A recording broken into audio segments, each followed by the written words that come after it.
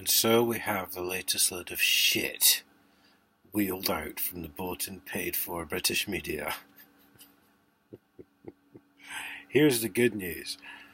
It was not Julian Assange who was put in a fucking police van this afternoon or this morning. No, it wasn't him. I don't know who it was. I mean, that's the kind of question they want you to ask when someone like me comes out with supposedly insane shit like this. And just focus on things like that rather than the actual truth.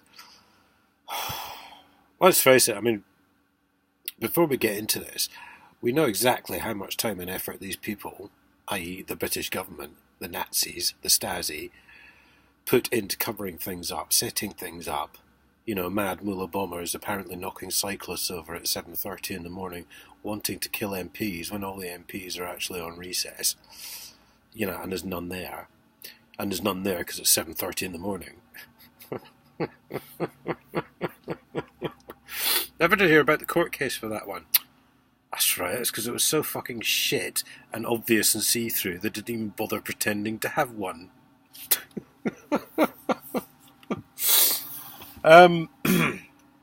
Yeah, few pointers. Beard to sort of disguise the face a bit. I mean, any bloke who either grows a beard or shaves it off, it changes the look of his face. Apart from if you're Noel Edmonds, when you shave your beard off, you look exactly the fucking same. But yeah, beard to disguise the face. And they had one guy on a camera phone there. I've not seen any official footage from any of the TV channels. And luckily, he only walked around the side of the van when they were just putting Julian Assange in the van. So, of course, you couldn't see anything then. In a wheelchair. Well,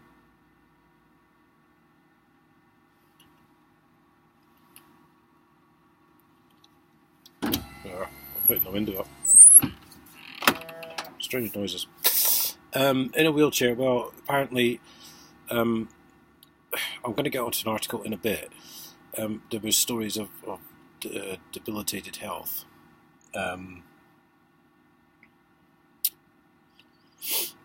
Mental health, presumably, I'm not quite sure. So why he'd be in a wheelchair, I don't know. But there is another top tip for you. Wheelchair would sort of disguise his height. And also he's not walking, obviously. So no gait, no walk, no, you know. Can't really tell if it's him. I mean, stop me if you think I'm being utterly deluded, will you?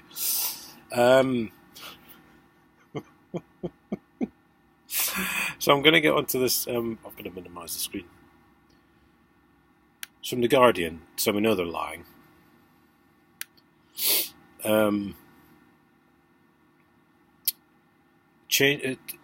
The charges that led to Julian Assange's... That was the other thing, of course. The Met Police had just been granted a warrant and then just walked in the door and no one even questioned it. Which, if you know foreign embassies, doesn't really seem right. But they're trying to blame Trump, I think. I'm not sure.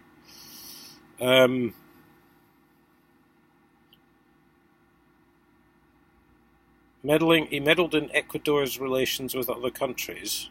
Do bear in mind he's been in there for nearly 7 years. And having to put up with his rudeness. Well, there's two serious charges. Meddling in Ecuador's relations and rudeness. How he managed to meddle in Ecuador's affairs when he was inside the embassy, I don't know.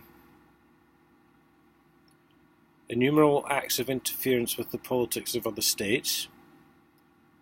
Must be an amazing fucking laptop he's got, since he's never been out the place.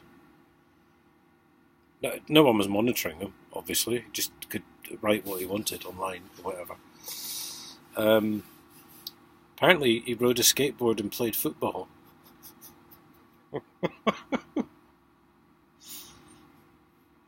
Down the stairs, maybe. Rode a skateboard down the stairs. That'd be fun.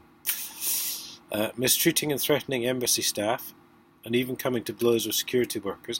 Do remember, again, it took them 7 years to realise all this.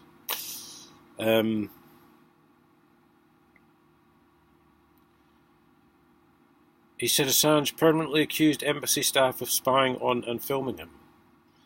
Well, they weren't, obviously, because it took him 7 years to realise he was interfering in other countries' affairs.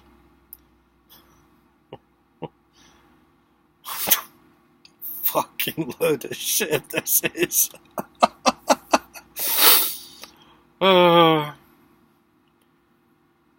He and his entourage launched an avalanche of criticisms against the Ecuadorian government. Right, so there was loads of them, and Assange had all his entourage in there as well. So that's what, 5 or 6 other people were living in the same room. No, it doesn't quite make sense, does it? Hygienic problems, including one which was very unpleasant and attributed to a digestive problem. Interesting. Slight change of diet required, perhaps. Deteriorating health, but they don't say what. So, of course, he couldn't be properly treated inside the embassy building. Of course, again, they've only just realised that it took them 7 years. The UK would not consider him granting him safe conduct. He added the UK would not consider granting him safe conduct meant Ecuador faced the prospect of him staying indefinitely in... Well, no, I think the UK just wanted to arrest him. I mean, they had coppers standing outside on a 24-hour 7 guard for like 7 years.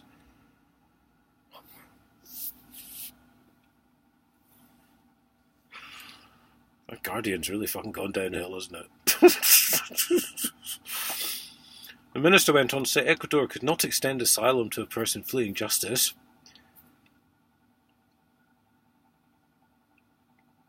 And there was no extradition request for Assange when Ecuador ended his asylum. What? There was no extradition request for Assange. Oh, I see. So is there one now? Since this morning? Didn't they realise there might be? Did they not realise he was fleeing justice when he walked in there?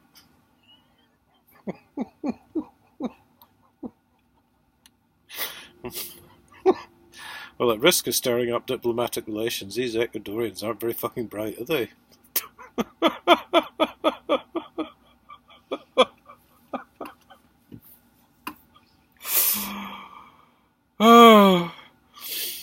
The UK had offered sufficient guarantees of due process to say, oh, yeah, right, well, we all know the police believe in due process, don't we?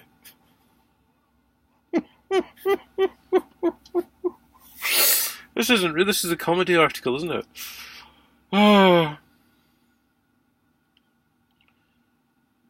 Valencia added, that's the ambassador, by the way, Valencia, or the president, whoever he is, that he would not be extradited to a country where he would face torture or the death penalty.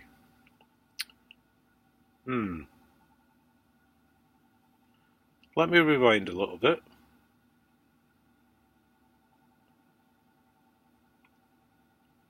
The minister went on to say Ecuador could not extend asylum to a person fleeing justice and there was no extradition request for Assange when Ecuador ended his asylum.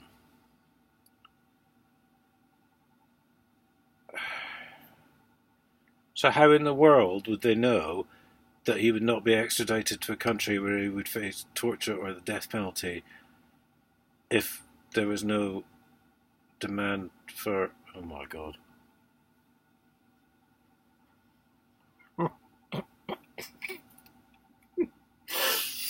Finally, there were multiple inconsistencies.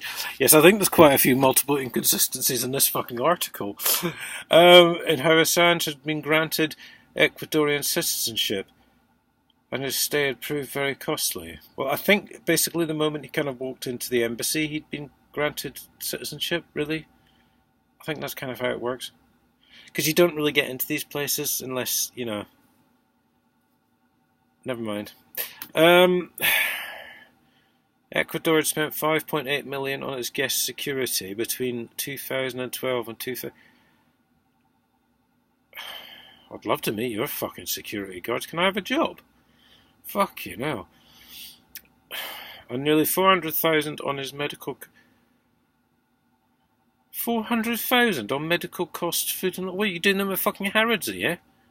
For fuck's sake. Oh.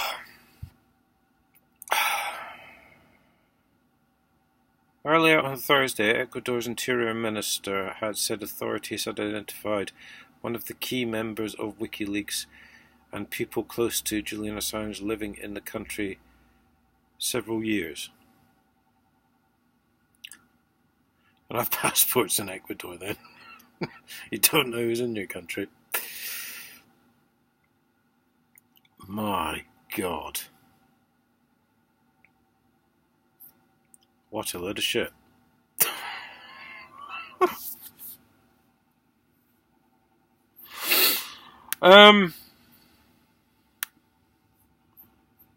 Wow, there we have it. The Guardian making shit up. 7-year, 24-hour, 7 guard around the embassy. Suddenly they just open the door and give him the keys and no questions asked.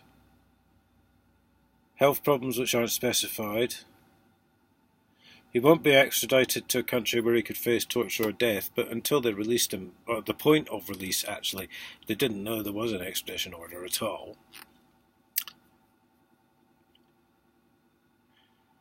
It took them 7 years to get fed up with them abusing staff and fucking punching security guards or something.